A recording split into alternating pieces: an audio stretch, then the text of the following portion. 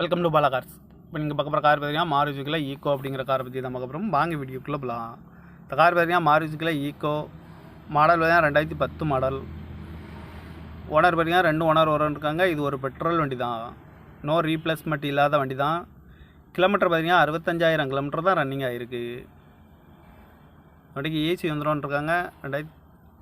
காரோட ப்ரைஸ் என்ன சொல்கிறாங்கன்னா 2,80,000 சொல்கிறாங்க. ரேட்டு குறைக்க சொல்லியிருக்காங்க. குறைச்சி பேசி இந்த காரை பைப்பிங் தான் சொல்லியிருக்காங்க. TN 28 AH 6849 அப்படிங்கிற நம்பரில் தான் அந்த கார் இருக்குது அப்படின்னு இருக்காங்க. செகண்ட் ஓனரில் தான் வண்டி இருக்குது. இது ஒரு பெட்ரோல் வண்டி தான்.